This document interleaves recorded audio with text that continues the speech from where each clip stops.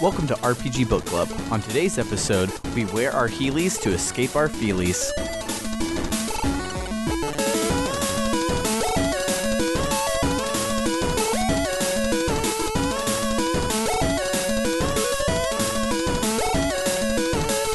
Welcome to RPG Book Club, the podcast where we play long games together and discuss them in the moment. I am Sam Allman.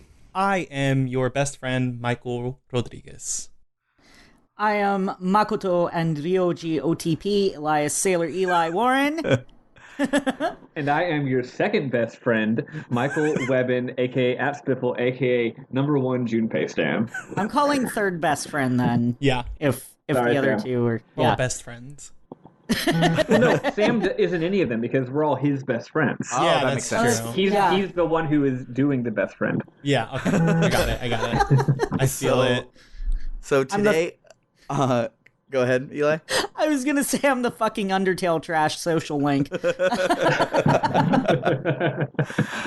So today is our final episode on Persona 3. We won't ever talk about it ever again, except for we will. And It'll come up. oh, it definitely will. But so we're going to basically do March because you take February off in the game and the epilogue happens in March. But before we do that, we're going to back up and talk a little bit more about the ending because there was so much going on there and we were kind of out of time and didn't get to like hang out that much. So we're going to go to the hardest boss in the game for no good reason and talk about the Nyx Avatar fight. I don't know. So Like, how do you unpack this fight? Well, honestly, if y'all don't mind, I feel like I love the fight and have a really interesting story, so I feel like I could probably just explain the fight beginning to end in like 5 minutes, and also y'all get a fun story out of it. go for it. Okay, so I loved this fight. First of all, it was an absolute nightmare. It was fucking horrendous. I love and this I hated fight. it. It was the worst thing I've and ever it been was through. It was fantastic. great. Shin Megami Tensei style. Yeah, that's like S&P hours, right? Like, this was fucking awful, grueling slog, and I hated it. It rules. So one of the issues I've had with the game is that I feel like, and to be fair, almost every JRPG has this issue, but this game has good enough game design that I actually care instead of not caring. I feel like the game has a problem where it doesn't escalate very well. Basically, the difficulty curve is backwards, like most JRPGs. And one of the issues is the idea of attrition, because the first time you ever go into Tartarus and you try to go through 7 floors at once without taking a break, it's pretty tough. And then the next time you go to Tartarus, the next block, it's like 15 floors, and you're like, whoa. Mm-hmm. But then it stops there. It just, the sections do not get longer after that. They cap at about 15, then they go back down to around 10 or so. But And then the problem is... the final one is like 5 for the final block. Yeah, and the problem is that you keep getting to stay in Tartarus longer and longer and longer because the higher level you are, the longer you can go without getting tired, and your MP essentially becomes trivial because it became pretty trivial for me to get from one checkpoint to the next without running out of MP. Or if you do, you go back down, your MP's restored, you go back to the checkpoint, but you don't have to play it all again because then you can just skip all the bad guys because you're like, I already fought you guys. I'm not going to do it all the way this time. Right. That was typically how I did it. Yeah, so the point is, like, I don't know, like, I know people complain, like, oh, I lost 2 hours of progress, but, like, what's the point of having specified checkpoints and limiting things like MP if you don't have to go for, like, 20 straight floors? Yeah, so the long story short, I was just saying, because of the game's issue with it not really dealing with attrition very much, and the bosses all just being one-offs with no, like, leading dungeon or anything like that, this is a 100 stinking hour game, and they've been building up this boss for a long time, so they're really going to have to bring it. So that's why it's like, no amount of it being a horrendous nightmare is going to be too much because it's for dramatic reasons. They really got to bring it, and they did. So the way the fight works is, as we talked about last time, it's essentially at first I thought it was going to be a 22 phase boss fight. Yeah. And that's because it's shifting through arcanas, and there's 22 arcanas, and I'm like, oh my god, this is going to be the most phases. That's terrible. in any JRPG boss. Like, I thought that Dragon Quest IV was the most phases any JRPG boss had ever had, that probably has like I don't know how many. It probably has like 10 or 15. But 22, oh my god. But of course, obviously, once it gets to death, He's it gonna stops. stop. And I'm Yeah. like, oh, no. So the fight essentially has 2 phases. There's the first 12 Arcana, and then there's the 13th Arcana. But once you get to death, it also itself is essentially divided into 3 phases. Because it does that thing where when he gets below a certain amount of health, he gets harder, right? Because that's realistic. I'm about to Yeah, die. totally. Now I'm harder to fight. Well, it's like in an opera, when you're dying, you're way better at singing an aria. Exactly. Oh my goodness. Yeah. I got I've seen La stabbed. Time to Boheme. sing for 10 straight minutes. Yeah, I'm dying of tuberculosis, so Oh, boy. now I'm gonna sing soprano at the top of my lungs. Yeah. Great. So that's pretty much how it is. It's basically La Boheme, the video game. Yeah, So I'll skip past the first phase because the first 12 phases because they're mostly trivial. But then you get to the 13th phase, and the first part is pretty simple. As Sam mentioned, he has 6 times the health of a usual phase. No, 3 times the health, but also takes half. He has 4 6,000 times that. instead of 4, yes, 2,000, right? It's 6,000 instead of 1,500. So he has okay. 4 times and takes half damage. So he is Yeah. 8 times harder 8 than all times. of us. Although honestly, it felt like way more than that. It because really does. A lot of the previous phases, I was killing in like 1 round, if I got lucky. Whereas this guy, I hit him. I do a hit at the beginning, and I'm like, oh my god. That did not move his health meter very much. So you start fighting, and the first part of the fight is he's got a few moves. The main thing he does is he knows every elemental spell and will do all of them. And my team was Aegis, Ken, and Yukari. I took them in just because they were my highest level. My team wasn't that differing in levels because I basically every time I went to Tartarus, I would take the lowest level people I had. So I would like hopscotch. That would have been smart. My Ken was level 26 at the end of the game. Yeah, so they were all pretty similar. So I decided, you know what? I'm just gonna try to beat it I'm not gonna do any extra grinding. I'm just gonna try to beat it. I'm gonna take in my highest guys and see how it goes. And so I go in, and the Persona uses this final battle. You know, a final battle is good when it makes you think about aspects of the game's mechanics that you had never even had to think about until that point in the game. And the number one thing that this battle makes you have to think about is turn order. Oh my gosh. Turn order is such a huge thing in this game. So the way Persona's turn order works is it's basically D&D rules where at the beginning of the battle you have a turn order that is selected partially through stats and partially through randomness, like your initiative. But after that point it never changes. Sometimes it can. Like if someone dies and gets revived, that'll affect their turn order. But that'll put them at the very end. But I thought that was the case. But this battle explicitly proved me that to be not the case. So I don't really know how it works. Exactly. But the point is, that's what I thought. So I tried one time when Aegis died to not heal her right away to try and like game that, and still she was off from. Like, if you're counting a round from when Nyx fights to Nyx fights, she was on a different round than everybody. Oh, that's weird. So, like, I would like, go to do my, to skip forward towards the end when he would do his moonlight facade thing or whatever, I would be like, okay, well, everybody move over to not fight, but Aegis was still on the previous round after that. Moonless, so she moonless gown. That's it. Yep. And so she was still on the previous one, so I couldn't tell her, don't hit him, he'll kill you, until she died. Yep. And so she died every single time after. Yeah, so that was a big thing for me. So if you notice, 2 of my party members are both weak against lightning, so it just loved to do the lightning all spell. Which thankfully doesn't give him an extra turn. Like every time he would use a Ma spell, I'm like, thank God, I can survive. And the reason is because it hits people who aren't weak against it. A Ma spell, unless everyone's weak against it, it doesn't give you the plus 1 turn, and that happens on your own party as well. So anyway, so my turn order was Hero, who my hero's name is Stephen Mongas.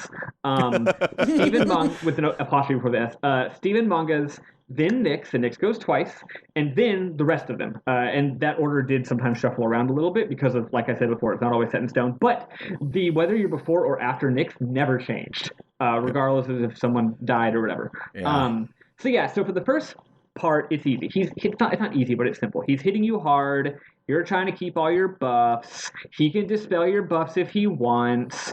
He hits you with Mazionga twice in a row, which means the first time it makes the barrier I put up go away, and the second time it knocks Aegis and Kin down, which sucks. But then the third way through the fight, he gets this move called like Xenosaga Moonlight Serenade or whatever. And basically it's a move where he puts up a huge shield where anything that you do to hit him will come back at you and kick the shit out of you. And it's luckily rage, it is a pattern. It's always for the exact same amount of time. He puts it up on one turn, it stays up on the next turn, and it goes down on the third turn. The problem is on that after he puts it down on the third turn, he can immediately put it back up on the fourth turn if he wants, which really sucks.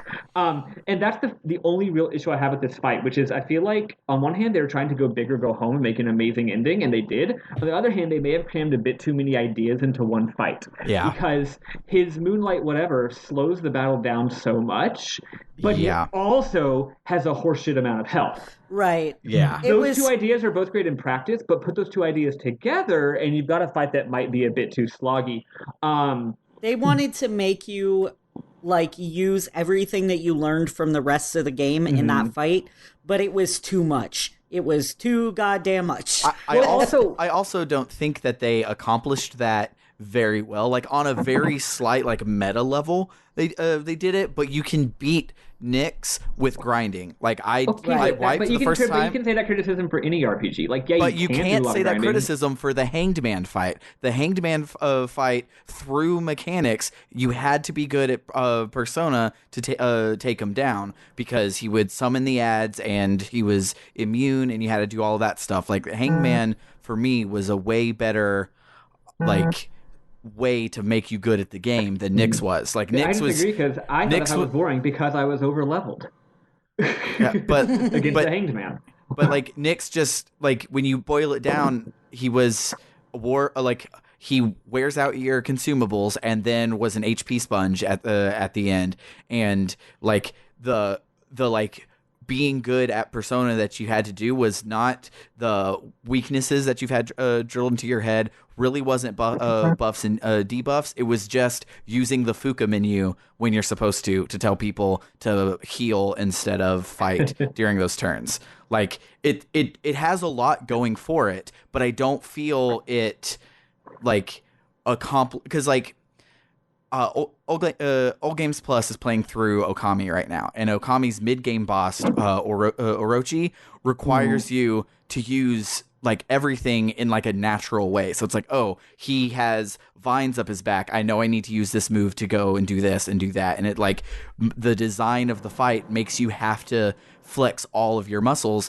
This one, what I literally did when I got to the Moonless Gown phase is everyone would be healing, it would go away, everyone would just all out attack, and then he would put it back up, and everyone would go back to healing, and then just do that back and forth, which isn't as But good. See, you could have been doing something a little smarter. What you could have been doing is you could have been casting a power charge on yourself and then hitting him for an absurd amount of damage during the one turn when he actually doesn't have his shield up.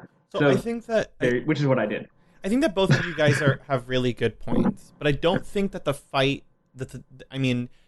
we're still forgetting that this is one fight, not necessarily a whole bunch of phases that we're looking at separate fights, right? And I think that the whole fight was meant to make you feel like you were barely inching along and barely squeezing along with it. And right, because this thing is supposed to be indestructible. Right, it's also it's supposed to be the incarnation of death. So I think that whereas it's more easily read, which is I think what Sam's issue with it is, it's a very easily read fight. You go through a whole bunch of arcana, he repeats it in a JRPG fashion, and then it doesn't take long to learn the mechanics after he does it once. And when he does what is it, Midnight Gown is Moonless Gown. Moonless Gown. It's nonsense fucking phrase. It doesn't make any fucking sense. Absolutely. I'm the Shelf, the first boss from Final Fantasy VI. I forgot the moon is huge and it's right behind him, so calling it moonless is really stupid. Right, like I forgot what that ability did because at that time I just took that time to defend, and I was like, okay, that's it.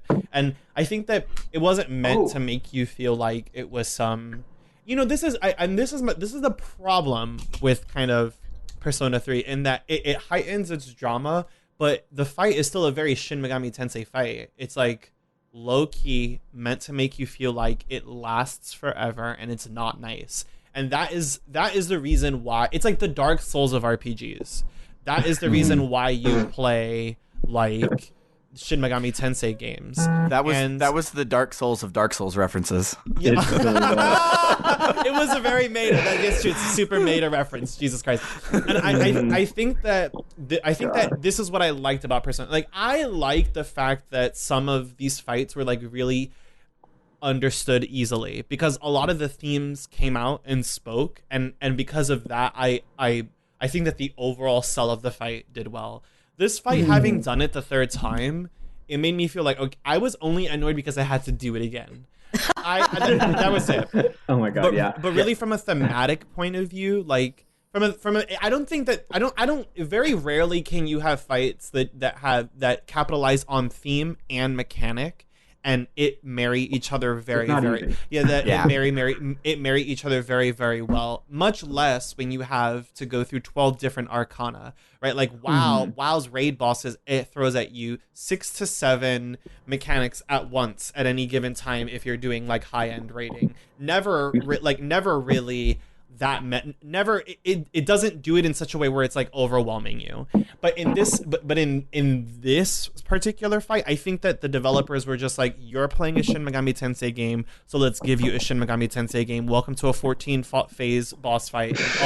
And also it's just going to be mechanically tough, right? Because if they wanted to make it actually hard on a mechanical sense, they could, right? But what they did was they gave him 4 times the health and then made him take reduced damage, so it was meant to be an endurance fight. It was meant to wear you out. I love how they could have just multiplied his health by 8 and kept the damage the same, but instead they did 4 times health and half damage just because psychologically it makes you feel like shit to be doing so little. Exactly. Yeah. Exactly. That's my point. Like they didn't assign him. They didn't assign him more damage. They just made this death boss harder to kill.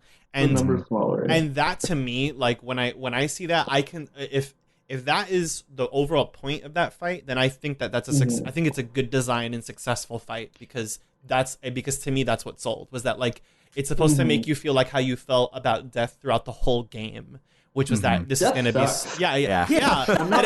exactly. And so and I expect that off of Shin Megami Tensei games, and I think that when you are playing a game not as abstract as Persona, or I think that when you are playing a game like Persona where things are high drama and you see anime weeboo cutscenes and bullshit, like you expect that. You expect mechanics, but like I don't know, Mike, you played Nocturne, right? The fights are very similar to this in that they aren't like mechanically heavy, but they are about testing how long you can last in a battle without dying. It's like dodging fireballs of death.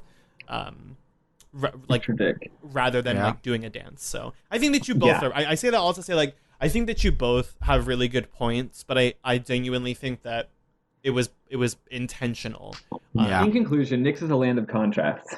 Yeah. So you didn't say your Igus story. Yeah. So anyway, sorry, I gushed a little bit more than I was expecting about the fight because I liked it so much. So the third phase, you got past the whole Moonlight Shroud thing. I know that's not what it's called. And then he introduces his third. It's funny they say.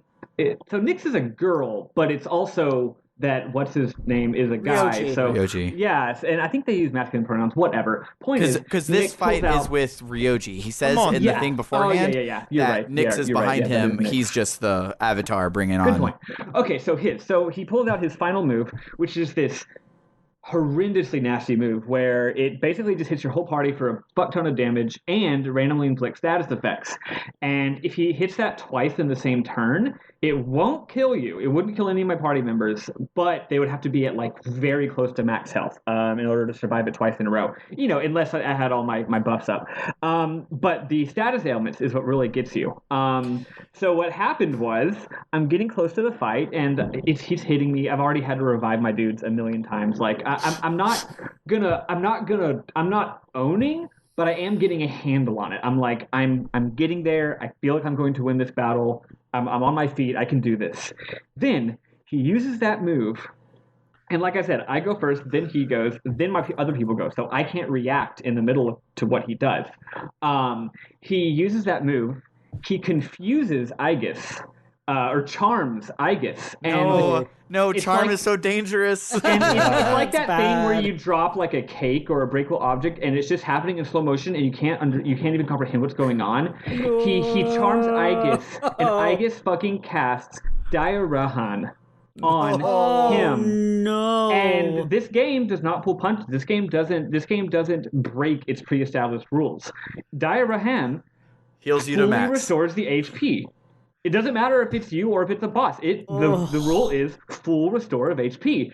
And I saw that number 6,000 appear underneath the boss. Did you quit the game? I did not. So then, I wanted to scream. And at this point, it's like 2:30 in the morning because I didn't think it was going to take this long.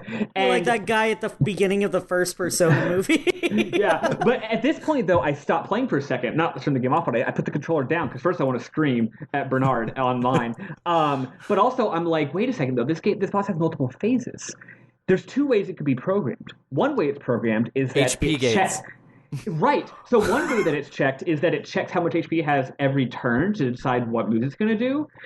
In which case you would essentially roll back to phase one. But the other way that it could work is that once you pass to a second phase, it triggers a flag and you are now just in that phase. So I'm thinking, am I going to have to fight the entire boss with his phase 3 moves?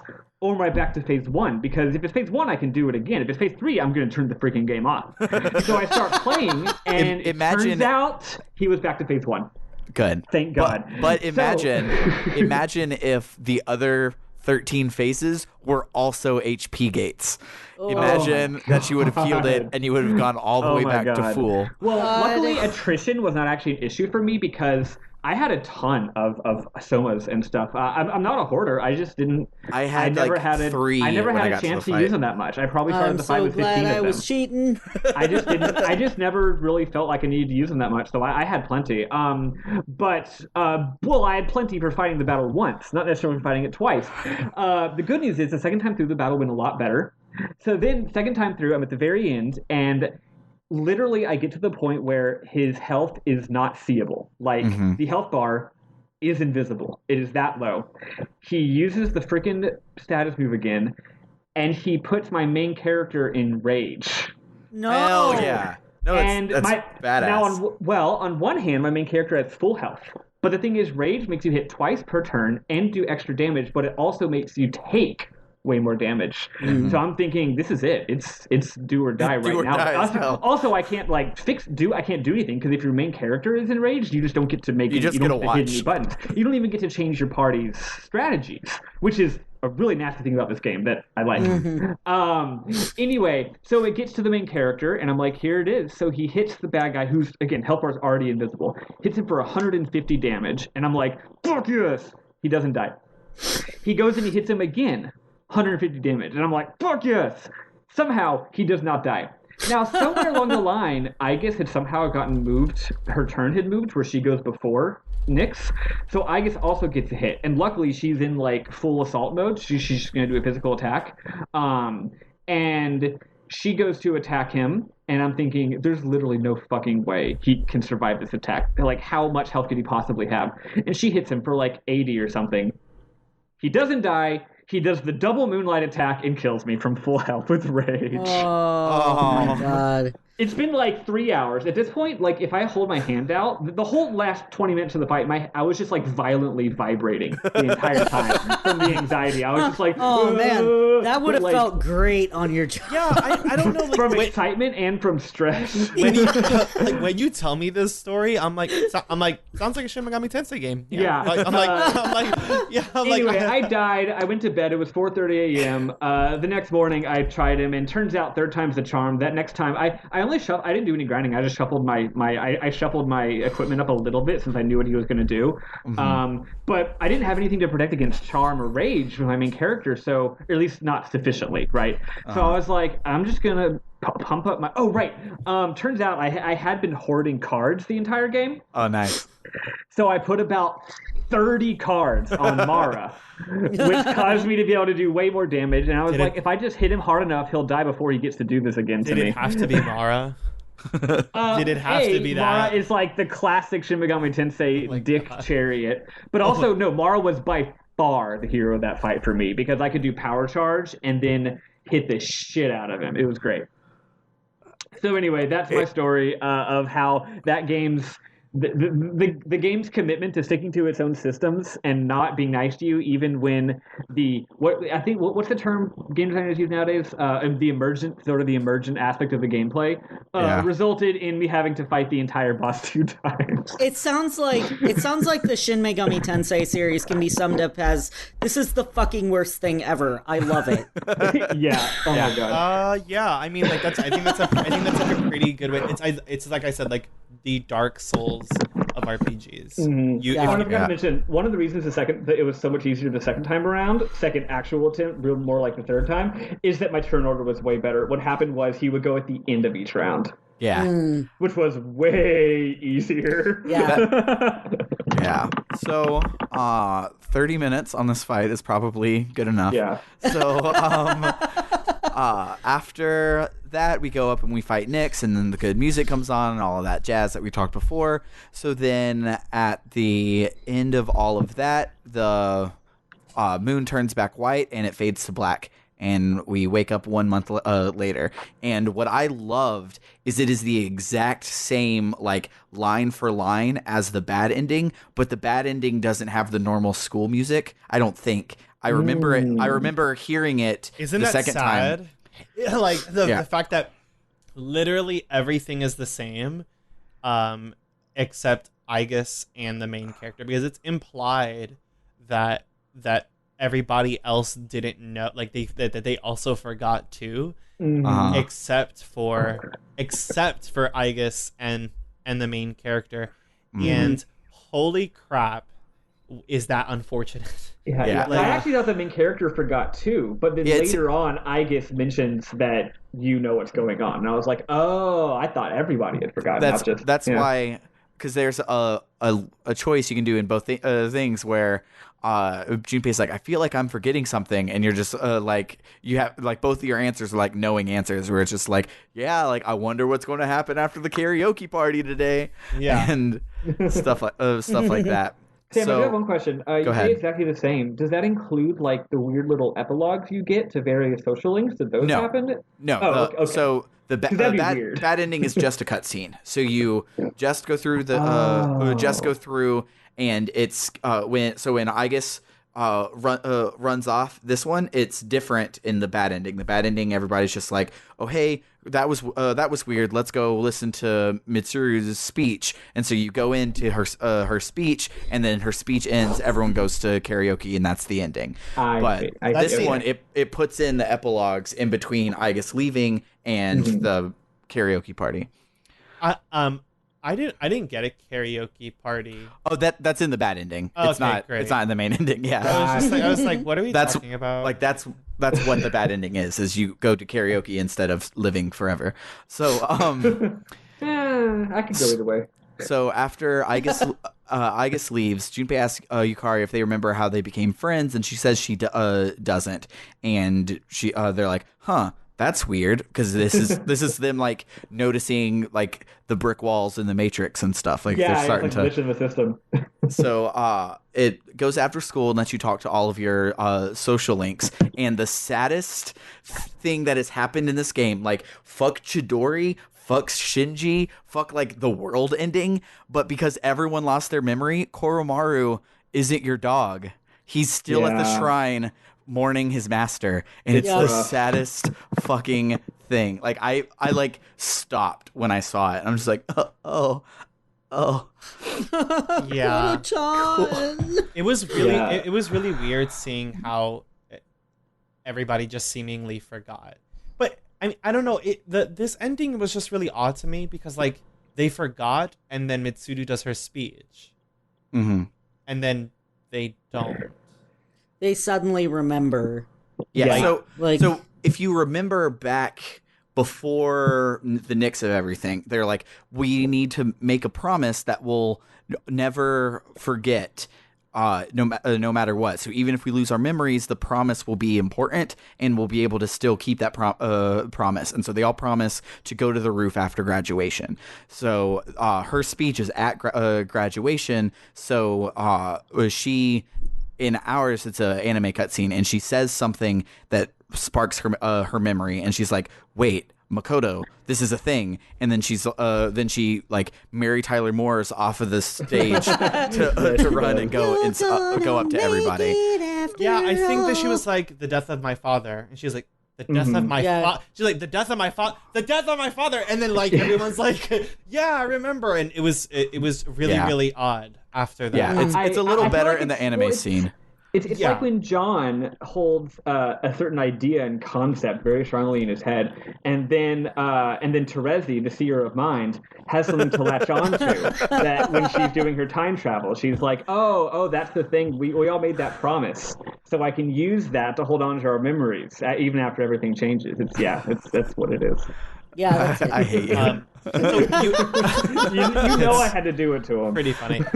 There's one per episode now that you're here, so it's okay. So after that, we end up going to the rooftop because we were already on the rooftop.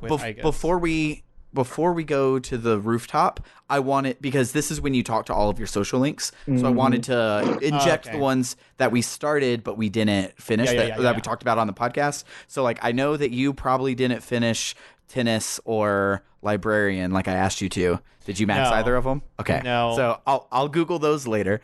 But real quick, Sam. Yeah. In the last episode, you had said remind me to talk about the gourmet king when the like social link spirit bomb comes up. Yeah. So since I maxed the social link, his story, as you remember, he was like involved in a cult, and when he pops up for the spirit bomb, he talks about how like the moment like this other cult was around, like because of everything you taught me, I knew that they were bad news, and I knew that this was bad, and you taught me like what reality was, and so now like I'm trusting in you to save our reality and stuff. And it was it was like a better bookend for him than his actual epilogue thing, which I thought was really cool. That is pretty awesome. So the other epilogue that I wanted to mention, because it's a social link we talked about a lot, was Toriume Sensei, aka Maya. Oh my god, it was great. It was one of the best great. scenes, one of the highlights of the entire game. So you walk into the faculty office, right? And you go in there, and she's talking about something. I don't even remember what she's talking about, but just being a bad teacher. Just being a bad teacher, like being an alcoholic. Does. Yeah. Oh no, she's talking about how she's decided to be a good teacher now, and she's not sure why. Oh yeah, that's what it is. And so she like is talking to her other teacher, and she's like, and I know it's weird, but it's like I had this online friend, and he really helped me through this stuff. So you walk in and drop your cell phone, and she's like, oh, let me pick this up for you. And your background, first off, for me it was weird because like I was currently in a relationship with Fuka, but my background was the "I love you" that she writes in the sand, and she just like holds her mouth, just like, oh my fucking god. Yeah. Well, at first she thinks that you like someone like leaked it is her first thought. And you're just like, no, my online friend gave it to me. And she's like, no, you say my online girlfriend. My girlfriend, yeah. and she starts flipping. And she's just like railing on it, like, oh my god. And then you before you leave, it gives you she's like crying on the floor or whatever. Like, how could I ever do this? And it lets you say, see you later, Maya-san. And it's just like, oh. It's so good. I love it so much. It was hello, Maya-san, and I remember that because I immediately thought, hello, Clarice. Even though he doesn't actually say it like that in Silence of the Lambs, but whatever. That's immediately what I thought, like, hello, Maya-san. And the best part is she's like, oh my god, we cannot do this. I'm never talking to you again, ever. I'm such an idiot. But then before she leaves, she's like, actually... You want to get coffee sometime? No, never mind. That's stupid. No. And then she runs off. I was like, what is happening? She's so conflicted. It's so good. It's great. So, Eli, I'll let you go first to tell us about Yukari and her social link. That was one that I know you were really active in that we didn't get to hear about on the podcast. Yeah, I'd love to hear about Yukari. So her social link had to do a lot with her mom and meeting up with her mom again because she had been kind of estranged from her after her dad died. Her mom kind of went on a dude bender and just started going out with like every guy she could. And at one point had called Yukari and was like, I want to get married. And Yukari was like, excuse me, do you think dad would be okay with that? Blah, blah, blah. And so they had a big fight over it. And then Yukari's mom called up during a different date and said, I'm not going to get married until we actually meet up and we talk about it. Like she was crying and stuff. And she wanted to actually meet with her and make sure that she was okay with it. And so like... toward the end of the at the end of the social link, I should say, Yukari explained, you know, she was really grateful for how much the protagonist Makoto in the movies had helped her. Oh, that's what you tried. That's why we're calling him Makoto. That's why I named my character Makoto. He's okay.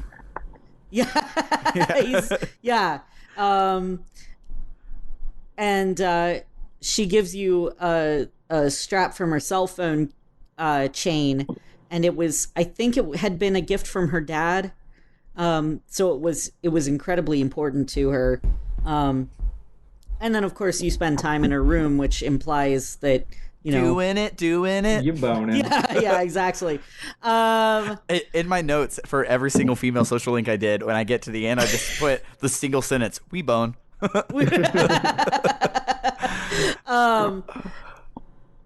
I'm trying to remember exactly what happens on the rooftop after, like, during the epilogue, but I think it's just the general, like, you know, oh, you helped me so much. I was really grateful for you to be there. Oh, that was it. She was like, do you think that we'll still be together after high school? And I was like, yeah, totally. And she's like, yeah, I think so too.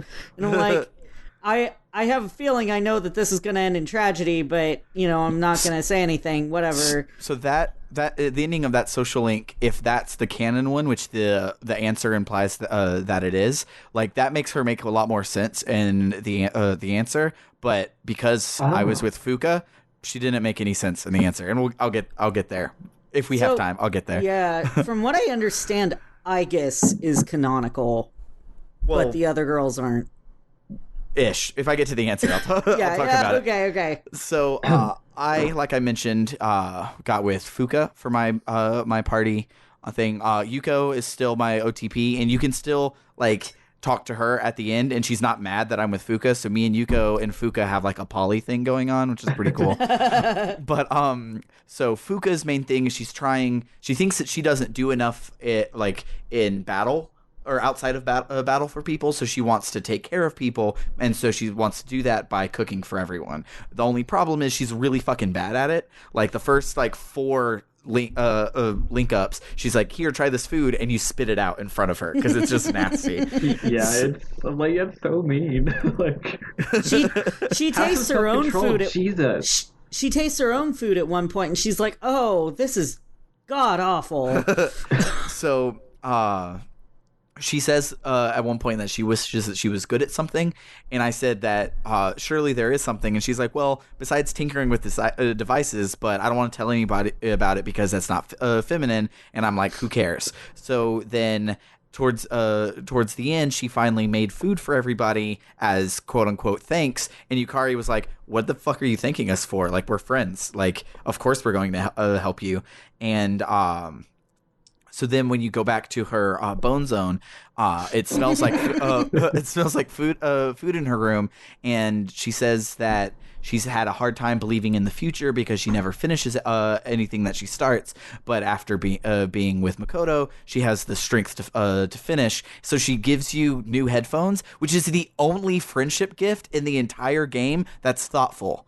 Like, Yeah. It really, usually it's everybody like, else here's a is thing I fucking found. random. That's like, it's great because I feel like a lot of the social links are just like really awkward. They're like, we're such good friends, like, and then they pause, look down at their bag, and they're like, give me 1 minute. Give me 1 minute, and then they just like dig in, and they're like, here's this cell phone strap. We're great. I honestly feel like, because they always give you a story about why this object actually has emotional resonance to them, but I feel like they just make it up on the spot. Like, I guess it's like, here's a charged screw, and then she's like, quick, I guess make up a reason why it's actually important. And she just like bullshits you, and then you're like, wow, that's so thoughtful. This isn't part of the old you. And she's like, oh yeah, that's what I That's meant. what I meant. Totally it. So, in the epilogue, she starts a tech club because she's like, "Fuck cooking! I actually want to tinker with devices." And but Ikoda is again the worst teacher in the history of fiction, God, and fuck Ikoda. says, "Well, why don't you just talk to me in April, or if you have more members? Because right now it's just you, and that's not important."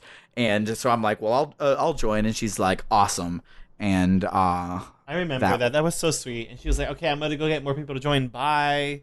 Yeah. It was really great. Cool. All the teachers in this game are just terrible, but Ikoda is absolutely the fucking worst. He He's really the only is. one I would actually like skip like mash X when he was talking, because I'm like, not only are you a terrible teacher, you're also just boring and go on forever. Yeah. So another social link that I wanted to talk about is not actually one that I played, but it's all of our favorite characters. So I wanted to talk about it because none of us were smart enough to talk to Mitsuru. But for hers, I started it, but I couldn't get through it. Stephen Mongas was smart enough to talk to Mitsuru, but Michael Webben, was not smart enough to talk to Mitsuru instead of doing other dumb shit in the game. So the first couple of times you talk to her, you go to fast food places that she's always wanted to try, but she was nervous to because she doesn't know the etiquette for non-fancy food. She's like never been to a freaking restaurant before. That's amazing. It's hilarious, yeah. And so every time you go, she talks to the chef about the business side of things. Like, you'd make more a recipe if you closed your shop and just sold your recipe. Your recipe is really good. You could just be making royalties forever. Why are you opening a shop and cooking food? Or you go to Wild Duck Burger and she's like, how can you make money when your burgers are so cheap? So she's so neoliberal. She really fucking is. So one of the next times you're hanging out, she's like, I can't even go to college because I have so much company shit to do. And she says that her parents were married as a business arrangement, but they came to love each other in time. And she thinks that's beautiful because love comes in all forms. And I'm like, that's not cool at all. But and so she has her so at one point you're talking about her motorcycle, and she mentions that she just has it to rebel against how restrictive her life is. And the Kirijo group is just like her parents, marrying her off to secure a business deal to survive after her dad passed. And she asks Makoto if it would be wrong to like someone else while she has a fiance. But at that moment, her fiance comes up yelling for her, and he's like, cancel your plans. It's I'm more important than whatever you were doing. You should come hang out with me. She refuses, and he's like, quote, your family is so difficult. Good thing your dad is dead. I imagine you feel the same. Oh my god. Holy shit. This game was written in 2006. What? He just went into wow. Yeah, so That is fucked up. That is super full fucked fuck up. boy. as you can guess, Mitsuru is like, enough is enough. Makoto is a better man than you. He fucks me better than you do. Like, all those things. She's just like Easy taught me. she's like, I live on my own terms. I'm going to be with Makoto and not you. The Kirito can stand on its own, and I will use every power at my disposal to destroy you. And he cries for his grandfather and runs away. I will destroy you.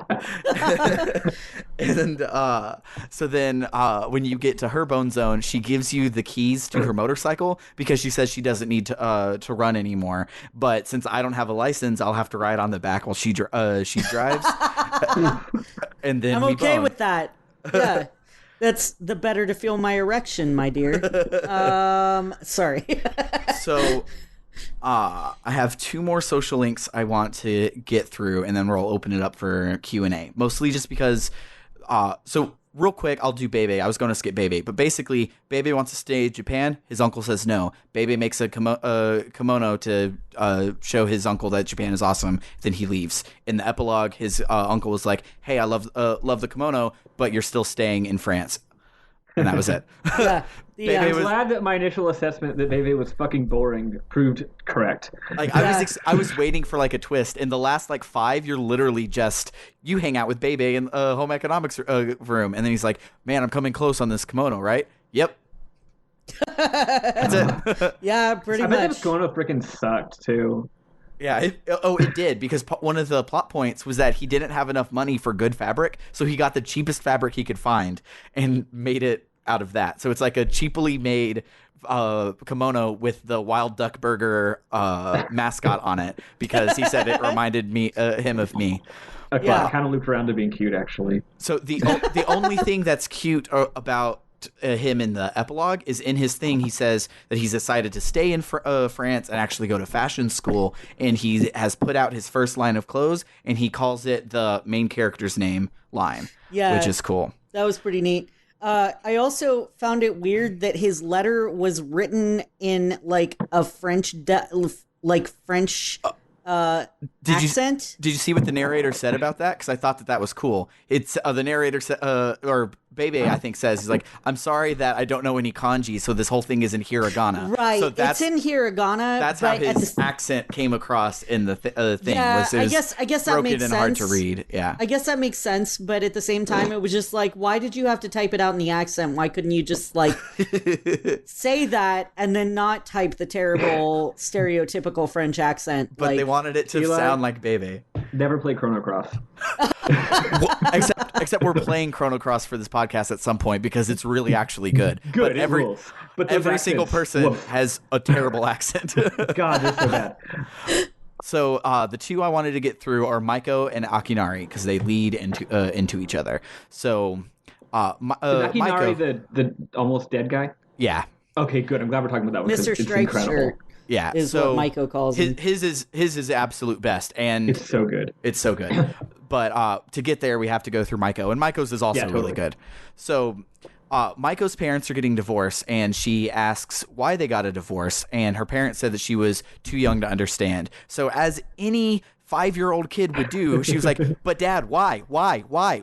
So he hits her, and you come up to her, and she's sobbing and bruised because her dad hits her, and her mom, instead of being like, oh my God, we're already getting divorced, I'm taking my daughter and running, she goes, well, Maiko, you shouldn't have been that annoying, and you wouldn't have got punched.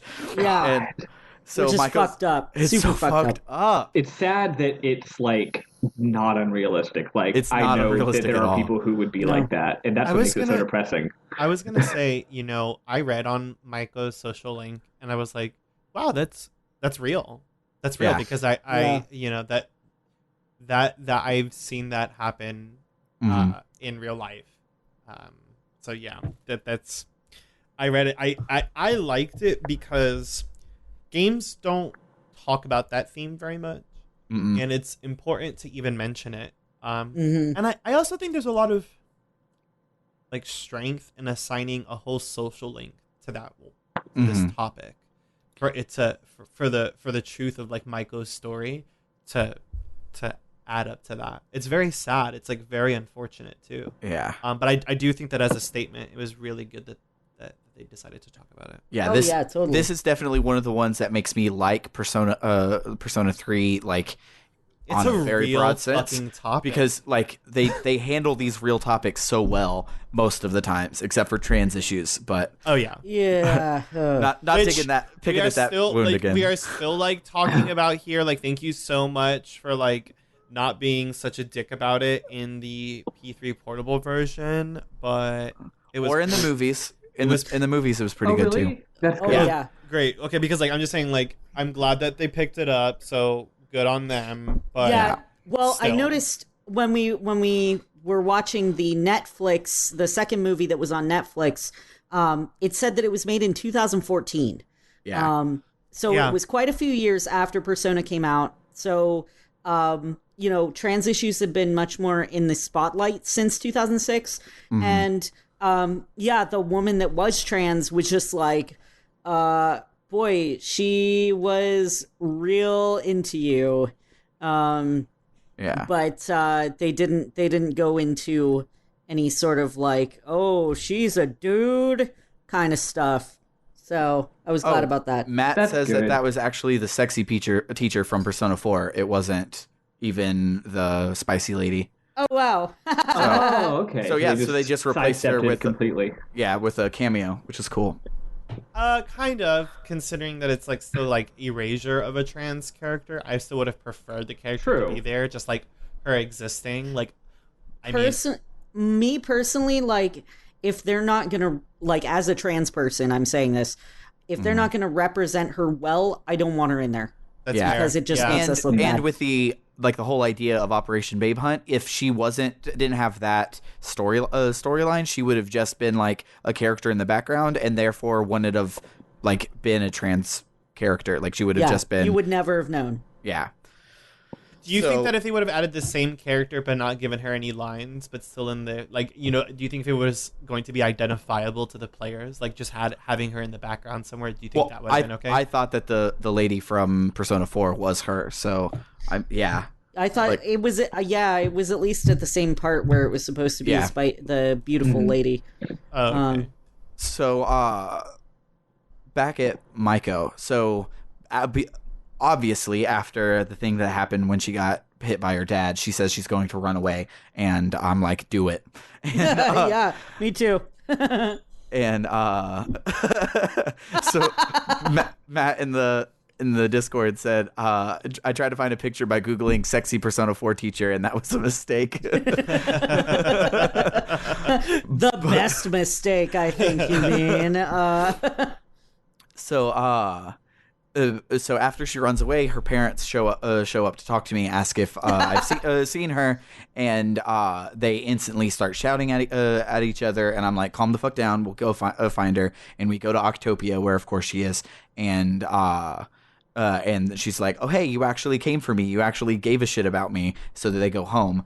And later, Maiko has to pick which parent to stay with, and in the end, she picks her mom. Since her mom would be working and cooking and cleaning, Maiko wants to help, as if her dad doesn't need all of these things. And in the epilogue, he talks about how hard it is because he doesn't have anyone to help him cook and clean or anything. And I was just like, okay, so at least it's Maiko being like naive at the time and not like some magic male ability to keep your house clean without people They around. don't, because men don't have that. Sorry, that's just not. It's not true at all. I mean, they don't have the ability to just keep a house clean. Sorry. No. So on the day before that she leaves to go with her mom, she's like, I don't want you to ever forget me, so let's play on everything at the playground. So they do the monkey bars, the swings, the slide, and everything. And she's like, good, now you have such a good memory of me, you won't ever forget me, which was really cute. And then she makes me like a friendship bracelet, but a ring version, like out of those chunky plastic beads. And that's her Max Persona item, which I thought was really cool. Well, Yeah. and there is one important aspect to that final scene that comes back later, where she's like, "We're gonna get married later." Oh yeah, yeah. I forgot about that. So she's Okay. yeah, so Yeah. she definitely says She's literally like, "I love you. We're gonna get married," and oh, you can't I be remember like, what it is. She says, "Can we be mommy and daddies together one day?" That's what she says. That escalated really quickly. Yeah. Yeah. Honestly, though, it was more of an endearing moment than a Yeah. creepy one Yeah. because it is she's a endearing little 'cause kid. it's her saying it. Yeah. Yeah, no. It's I was gonna say, like, coming from the tone of her story, it's like, aw. But because Yeah. the main character is so passive, there's no dialogue option for you to be like, hey, just so you know, that's not going to happen, and I'm going Right. to explain why. They'll because figure we're it different out. ages. But She'll they don't piece let you- it together. Your only She'll learn. option is like both. It's one of those things where both dialogue options are the same, and they're both just being like ... It's like you laugh it off. You're like, ha ha ha, sure. Maiko is now going to grow up with a type, and she's not going to know why. She's going to be like, I don't know why, I just like this type. So in the epilogue, Quiet. you run into her dad, and her dad realizes, wait, she wrote in her letter that she was going to marry you one day, and then she chases you out, off the screen, which is great. So on one of the times you're hanging out with Maiko, she's like, hey, I don't come here on Sundays, but this my friend Akinari does. You should come and hang out with him then. And Akinari has a genetic disease with no known cure, and like every time you go to see him, he's like, oh wow, you actually came back. Like nobody gives a shit about me. No one comes to talk to me at all. And he asks if you like reading, because he doesn't like to finish upbeat stories because they all have happy endings, and he doesn't have a happy ending himself. Oh, So he's writing his own happy story so that he can find meaning in his life. And this is his story. His story is about a pink alligator that is so bright he can't hunt, so he's always hungry. And no one ever liked him until he made a friend that was a bird who was unable to fly. Then one day, the alligator accidentally ate the bird when the bird was sitting on his snout. So he was so sad that he stopped eating and just cried instead. So, he was so sad from eating his friends that he cried and cried until it made a big lake that all the other animals could drink from. They didn't know that he was dead or that he made the lake, but he still made their lives better. He says to not worry about the meaning of your own life and just worry about the way you help other people. Then on his last rank, he gives you his notebook that has the pink alligator story in it, and then he fucking disappears because he was a ghost and had already died. Welcome What? to Persona 3. Oh my god, he was Bruce Willis the whole time. I feel like it wasn't the whole time. I feel No, like he 'cause- basically just died off screen at some point, and you Yeah. just Oh, didn't realize. I think. That's so fucking sad. Yeah, So- and there's no explanation at all. It's great. So he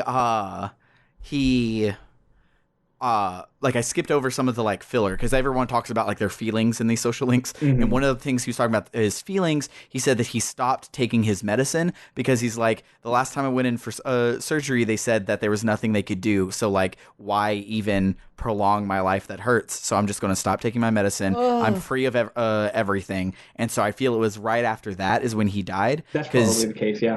In the epilogue, when you talk to I'm sorry. What was just posted in the general channel? Wear Heelys to escape your feelies. I'm sorry, I'm dying. Next time the It's game, an you guys RPG should book always be club wearing where heelys. feelies to escape your feelies. I'm into that. Yeah. I am.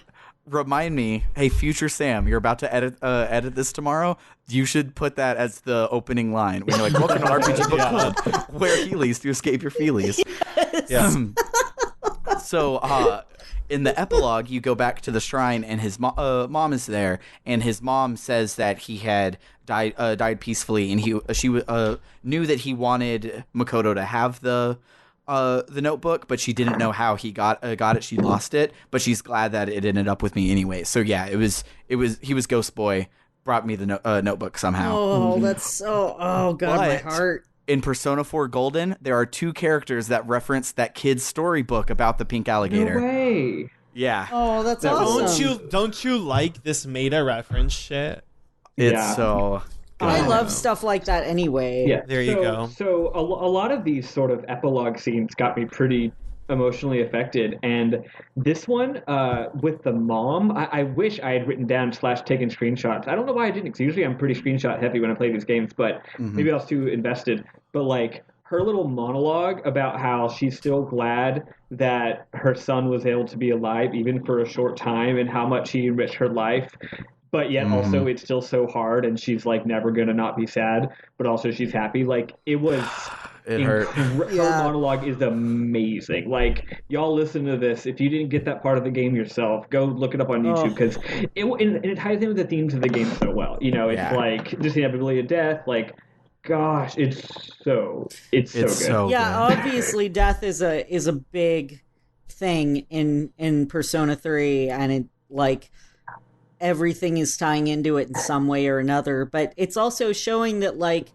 new things are coming of these things that are dying. Whether they're dying like figuratively or literally, new feelings, new relationships, you know, just new things are springing up, and it's a cycle.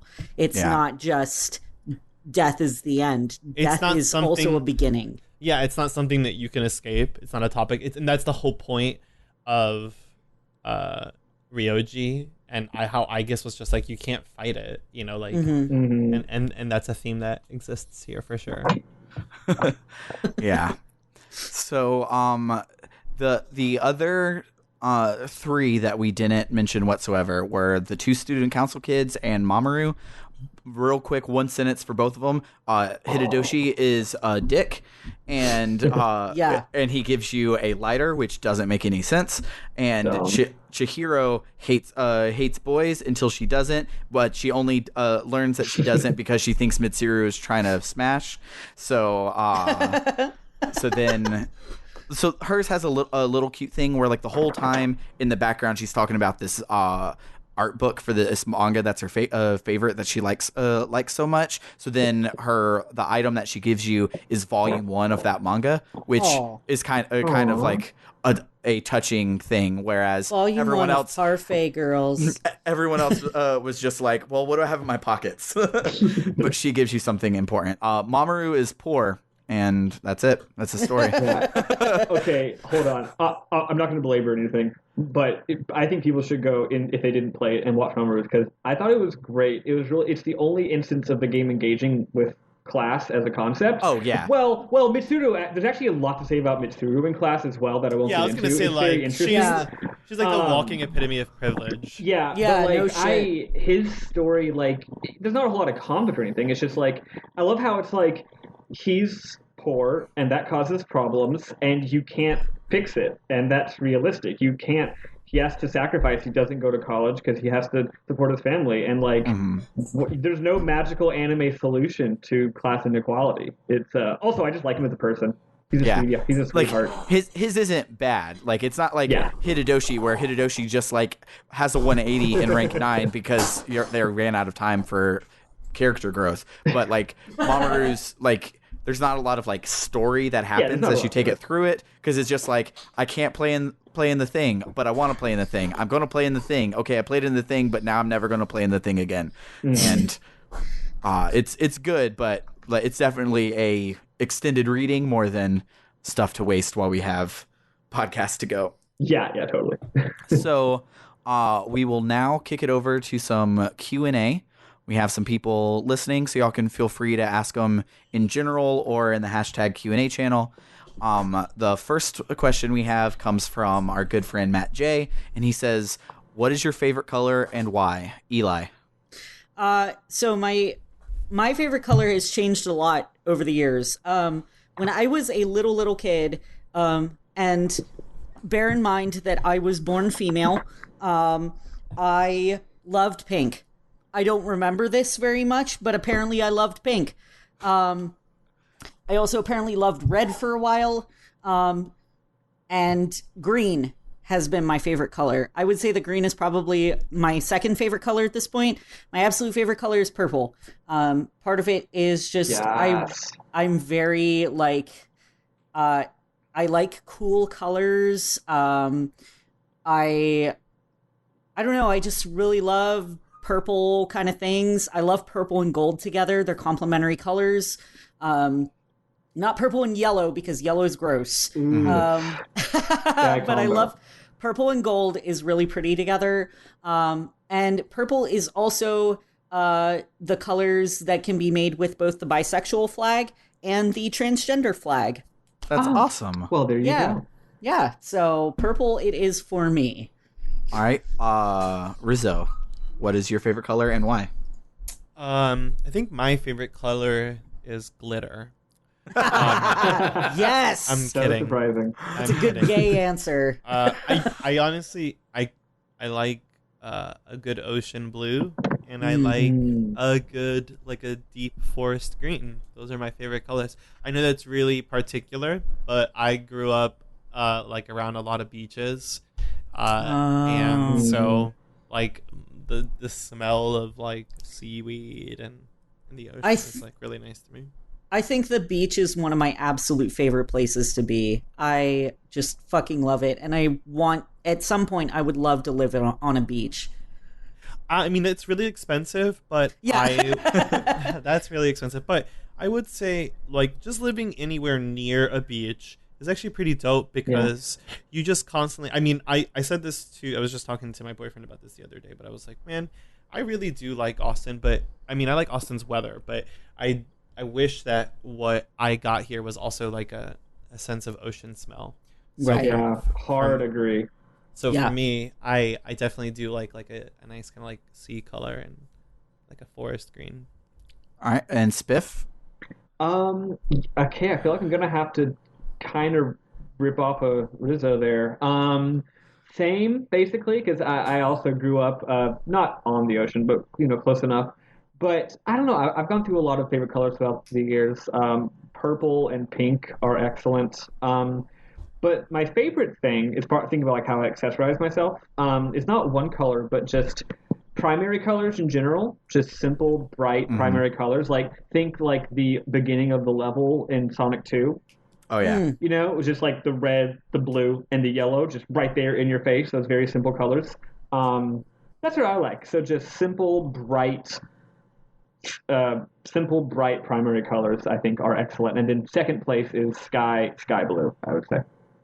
My favorite color is red, and I think that the more I think about it, I think it just comes to I look really good in red. You do. You look great in red. I remember that my favorite color was green for all of middle school and high school, and I'm ugly in green. So I think it was one day I was putting on a sweater, looking in the mirror, I was like, this doesn't look good. And then I put on a red sweater, and I'm like, now that's cooking, and it's been red ever since. That's how I felt the first time I ever wore just a deep, a deep bright blue hoodie. I was like, whoa, this is incredible. Yeah. So the next question comes from our boy Tristan. He says, "Who was the bestest boy in the whole dorm?" Junpei. Oh, the bestest. It would definitely be Koromaru. Yeah, It's Koromaru. Yeah, I feel like that's a trick Koromaru. question. Yeah. Good boy. Here's I'm gonna give you a ranking. It's Koromaru, the Akihiko. Yes. Ken, because he's young and he's really nice and he doesn't have any fucking parents. Come on. Junpei, Ikutsuki, and then Igor. Wait, you'd put Ikutsuki above Igor? I would put. No he way. was pretty witty. Igor's just always putting you in hijinks. It's I true. guess that's true. You know who was initially invasive? Igor. Yeah. No, you know what? Who is best boy? Ryoji. I would put Ryoji over Akihiko. Ryoji rules. I fucking especially love him. after watching the movies. Oh my god, I know. Ryoji is sold so much more of a real person in the movies, Yes. and it's so good. So I think ship the him middle so ranks hard. we can disagree on, but I feel like it's pretty easy to say that the top is Koromaru and the bottom The is best. Ikutsuki, if we're not going to count Igor. Yeah. Yeah, no, the shittiest. I'm joking easy. about the Ikutsuki part. Igor's pretty cool. He's been around for a really long time. Yeah. So Hey. you know what I mean? When every single time, I feel like every Shin Megami Tensei and Persona game is just one simultaneous main character, and he gets out of this demon hijink bullshit just for him to like wake up another day and be like, oh, here I am again in the Velvet Room. Fuck, just like as somebody completely different, because it's when you see Igor anywhere, you're like, you already know what to expect. It's pretty cool. Did you almost say Igor? Yeah, I know, I did. What's happening to me? So, go ahead. I think it's wrong. I think it would be absolutely wrong if we did not say that Koromaru was best boy, because he, like, as an animal, he is inherently innocent. He can't also have saved a bad the thought in his universe body. back in December. He fucking saved us all by attacking Ikutsuki. Like, he is clearly best boy. Do you think that Koromaru would tell Aiga shit like, what the fuck? Like, I did that. You know, like, do you think that she had to like dog friends? Do you think that she had to like hold back saying that like, hey, he wants credit, like in the middle of a fight? Do you think she's like sitting with her like gun arms and she's just like, should I let them know that he's pissed off right now? No, like he would absolutely not take credit for anything. Like he would totally let other people take credit for things that he did. Yeah. He's absolutely a team player, and he's very selfless. He doesn't really, he thinks about everybody else. I'm glad we agree. You know what's the absolute best thing about Koromaru? In addition to all those other qualities y'all just talked about, saving the world, doing his best, like that would be enough, right? Like that should be enough. But he goes above and beyond, because in addition to all that hard work he pulls every day, he also finds the time and is on it enough to fulfill the role of a dog in any sitcom, which is to do hilarious reaction shots and reaction barks anytime something happens. Yeah, absolutely. I thought you were going to say like, bark, bark. He also finds you items. Well, that's you were true, going to be like, too. hey, thanks for the laughs, but also like he actually does shit. Yeah, like something dramatic happens and you do like a double take, like what? Plot twist, Car is gonna go bark bark, and then before the final battle, everyone gives their like Final Fantasy VI ass like, here's why I'm gonna save the world speech, and then Koromaru even pipes up and he goes bark bark bark, and you're like, yeah, Koromaru, exactly. You are pulling so many roles right now, and you're perfect. When he calls out an all-out attack and it's just "Orf!" Yes, that's so good. So, before we move on to the next question, there is a second. I think there's a tie for last place with Ikutsuki, and it is Makoto in the first movie before he learns the power of friendship. Oh, really? Because everyone's like, we gotta go save Fuka, and Makoto's like, I guess. And they're like, look, we want you to be here because you want to be here. Like, we don't want you to feel obligated to do anything. And he's like, understood, and gets up and goes back to his fucking room. Yeah. Well, he doesn't go save Fuka. That rules. Yeah, he's such a dick. Like when Yukari's like, I'm sorry, I was supposed to be there to save you. Yeah, the main character does that. I've heard of Reluctant Hero, but this is ridiculous. It's hilarious. Yeah, Yukari at the beginning is like, I'm sorry, I couldn't save you. I wasn't strong enough. And he goes, well, I wasn't counting on you anyway. Yeah. Shade. He's such a disaffected youth. Yeah. He gets Give better. him some slack. He's got a weird death demon literally inside of his soul. Yeah, he's got problems, so kind of give him some space. He's troubled. So, our last question for the night is, have you ever licked a Nintendo Switch cartridge? No, girl. No. I've heard tales of licking Nintendo Switch cartridges. We've never done that. This household doesn't lick Nintendo Switches, okay? We're not that close. We're just friends. We're just friends with the Nintendo Switch. Yeah, I'm just cool with the Nintendo Switch. Like, I don't like her like that. Like, we're just cool, you know? I've got a different answer to that question. Oh no! When I first heard about the licking thing, I was like, A, that's hilarious. B, how strange. I got a Nintendo Switch on launch day. And one of the first things I did, I was like, I gotta. So I licked the cartridge, and I think I bought like 2 or 3 games on launch day because I was a little Nintendo fanboy going a little crazy there. And also, there were only 3 games, so I know which 3 games you got. Also, when's the last time a new Bomberman game came out? Like, come on. Right? I love Bomberman. Anyway, so, and the first thing I did was I licked it, and at first I was like, it's really not that bad. And then it takes about 10 seconds for the aftertaste to really kick in. And then I was like, Whoa. Anyway, I also made Bernard lick it. I gave him a different one. I didn't think they would be having a conversation about this. Yeah, I Anyway, know. long I didn't story think short, that this I was lick gonna. every cartridge that I buy. It's it's like how I break them in. It's like new game, bonding experience. Like I do have to say that Sorry. Nintendo has their finger on the pulse of video games are for kids and then adults, like more than anybody else does, because like Sony would never even think of like, because like they gave you like a crappy headset that you could easily swallow, and it didn't taste like crap, but Nintendo was like, It kids tasted will like delicious candy. you'll be handing a Captain Toad treasure tracker to your little kid, and he'll open it up and swallow it, and then it'll be bad. So, well, and that's the difference between kids and adults. Is kids, if you cover something with poison and make it taste like shit, it'll make a kid not want to lick it. But, it makes it an adult, like I would never even think. I would never lick a game cartridge. Why would I do that? But now I lick the game cartridge every Now time that you I buy fucking one. told me about it, I have to. Once you're a mature adult, you realize that doing stupid shit constantly that makes you unhappy is hilarious. It's part of being an adult, and it's great. I'm shook. I didn't know that this was gonna. Thank you for that story, because I didn't know that happened. I thought we were all just gonna be like, no, fuck no, we didn't do it. Boom, and then just roll credits, bam. But I didn't know how big of an idiot I am. Wow, no, not an idiot. That's okay. No one's shaming you. No, absolutely not. This is a safe zone. This is a safe space. It was an important scientific experiment, and we thank you for your contribution to the scientific community. And like I will Portal. Continue. Like something from Portal. Yeah, exactly. Just like that.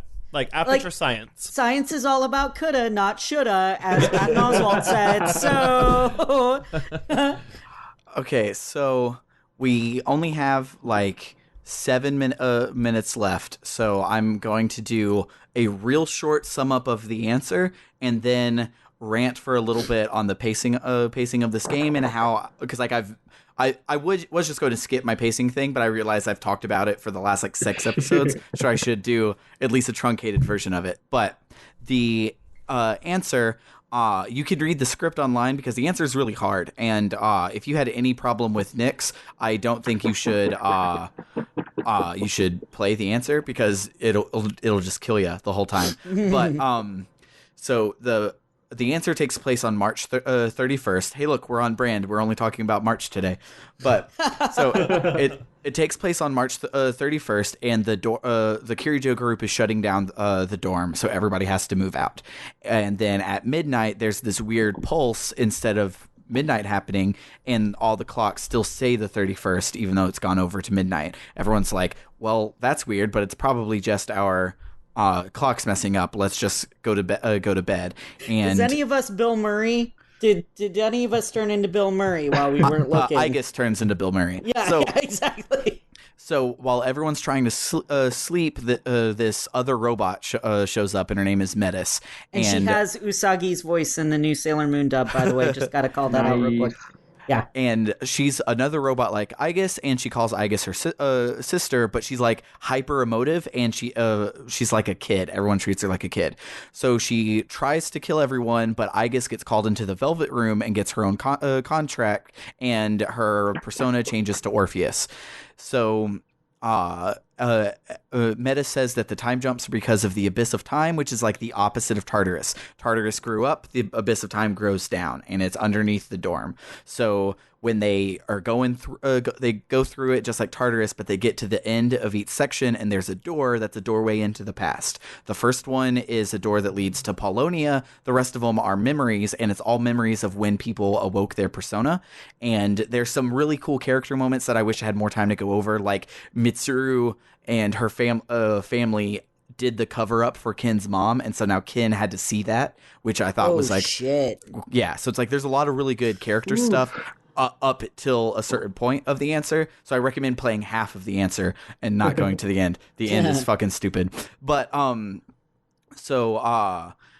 the final door that you go through leads into Aigus's dream, because she's been having this dream ever since Makoto died. And in the dream, she says, well, if I can't protect you, I should just become a machine again. So then Metis is like, well, the thing that's keeping the Abyss of Time open and y'all are stuck here is because you want to see Makoto again. So I'm just going to kill everybody so we can fix time. But then Hey, a shadow version of Makoto comes out, and you fight it. And in the fight, he uses everyone's personas against them. And the group's like, how can shadows use personas? And Meta says, because shadows are personas, which is like so true in Persona 5. And so I'm like it made me understand Persona 5 a little more, which I thought was cool. But so after you kill Makoto, everyone gets an item called the Key of Time, which if they all use them together, they can solve time and leave the dorm. Or fix time. Or instead of fixing time and just going on with your life, you could go back in time and save the main character. And Yukari like puts her foot down and is like, we're going back to save him, or I'm going to fight you. So they're like, okay, cool. And because it's a JRPG, instead of them talking about their feelings, they go to like an alternate dimension that's a giant clock-shaped arena, and they fight. Oh, which is what the opening cutscene is. Which is what the opening cutscene is them all fighting. So Aigis and Metis are on a team. Akihiko and Ken are on a team. Mitsuru and Yukari are on a team. That leaves... No, it's Junpei, Akihiko. I don't know. There it is. There's already. So it's Ken and Aki, Junpei and Koromaru, Yukari and Mitsuru are the 3 boss fights you have. And after you win them all the keys become one true key. So you can use it on either door. And I guess gets to choose. And Yukari's like, I just want to see Makoto. I can't pretend that I don't anymore. And I'm like, we were barely friends. In fact, we were in reverse at the end of the game. So like, it's like, why do you care? I don't know. But I don't know her. So Aiga says she understands, and they're going to go back to see Makoto, but they don't want to go through his dorm room door because that's before the Nyx fight, and they don't want to fight Nyx again. But if they focus their thoughts, they can change the door that went to Paulonia, which is where you buy your items and shit in the answer. They can change that door into another usable door, and so they do so, and they go through the door, and they're in that black place where they fought Nyx, and then all semblance of plot goes out the fucking window, and it becomes so confusing. And I wrote in my notes that it's Final Fantasy VII, where it's confusing but like not good. But I'm not going to poke that fight that me and Spiffle had like last week. Don't poke that bear. I'm not going to poke that bear. But so. This is as best I could understand it. I read the script like 40 times. But so Nyx wasn't actually dangerous, was just a force of nature. But everyone's wishing for death is what brought her here. And those wishes for death form this being called Erebus. And Erebus comes after Aigis because she has the same power as the main character. And I guess, and then everyone fights it. And after the win, Fuka is like, will that even be enough? Because if everyone just asks for death, Erebus will be back. And Aigis is like, no, but people can change. I believe it. And then the whole time there's like this motif where they're like, oh, but Makoto already knew the answer, and they're just and they're talking about the answer to life. And Aigis realizes that the answer to life isn't death, but it's friendship.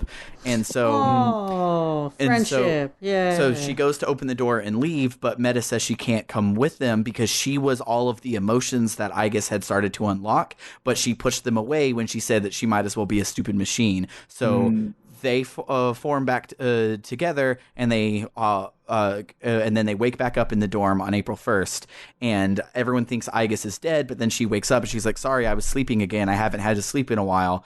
And Fuka goes to like look at her robo parts on the computer, but they're not registering, which means that Aigis is finally a real girl, and then her and Yukari go to college and be roommates, and it's dumb. It's so fucking dumb. So the real evil death was the friends you made along the way. I was gonna say that. I was gonna fucking say that. Damn it.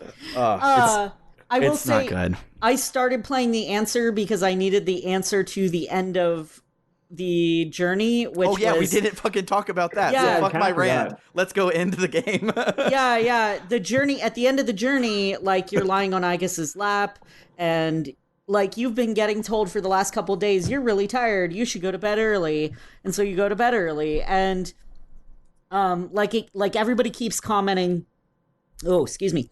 Everybody keeps commenting about how pale and sick and just god awful you look. But you're just like, whatever, because that's who you are. You're Makoto. You don't care. So the graduation day comes up, and you and Aigis are trying to get to the graduation, but you don't end up making it. You're sitting on the roof with Aigis, your head is in her lap, and then like a butterfly flies past, and you close your eyes, and Aigis just smiles, and it's really ambiguous about what happens. And I was like, he fucking died. I'm certain that he died.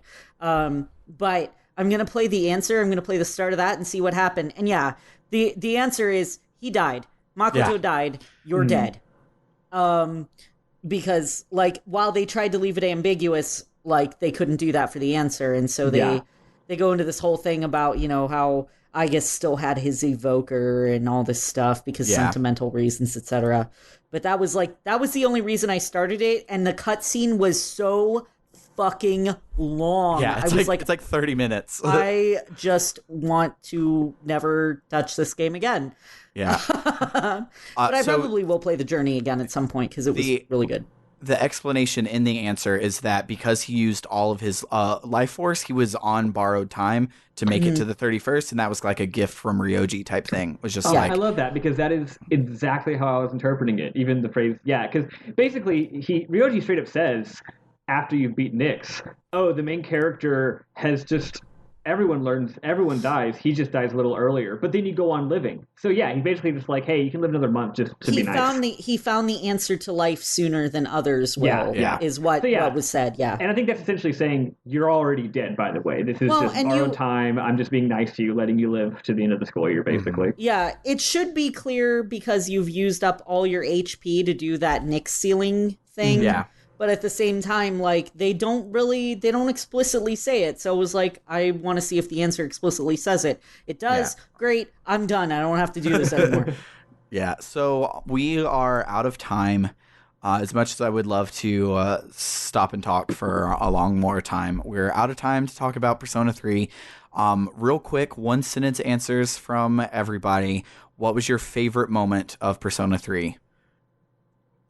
One sentence. Don't start a ramble. You get one sentence. Oh no, this is really hard. Yeah, okay. This is a loaded question. I think I have my answer if everyone else is still thinking. The literal ending, the scene where you fade to white and die, and it's like the most peaceful, positive, easy death possible, but it's also still heartrending because death always is. And then the incredible credit scene with the final music, the music over the credits. Mm-hmm. I like. I have to agree.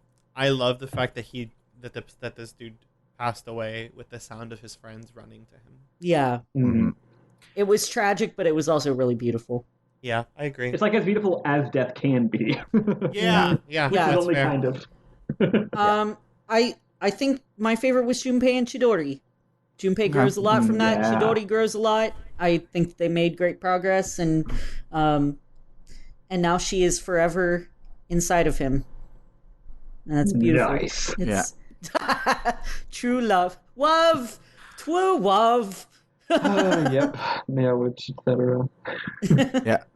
I think my favorite would have to be well, now I'm second guessing myself. Say it. Just do it.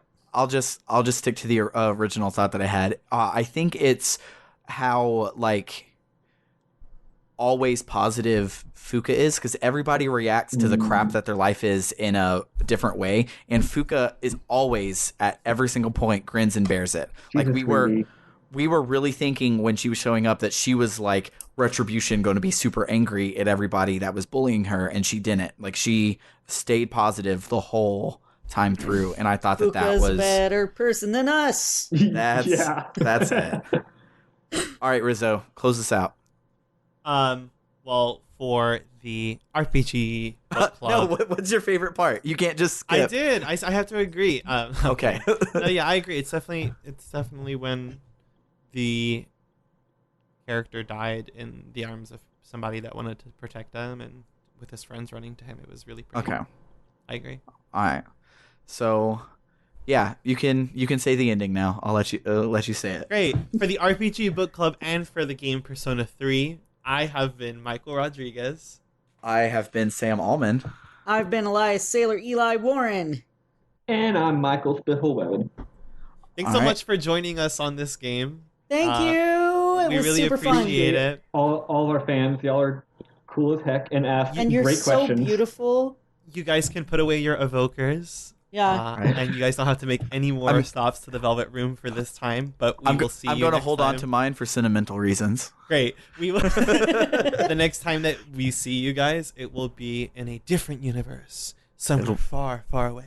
It'll be in space. It'll be in space. Space. But no, thanks so much for joining us, and I don't know, we'll see you guys later. Wanna Bye. go Before the buys, before the toodaloos, Wait, hold up. just a real quick plug. At RPG Book Club on Twitter, rpgbookclub@gmail.com, patreon.com/rpgbookclub. Hit us up. We love all you guys. Thanks for And check listening our live. Let's Play of Rogue Galaxy that's coming up. Woo! Hell yeah. Okay. True. Now, toodaloo. Bye. Bye!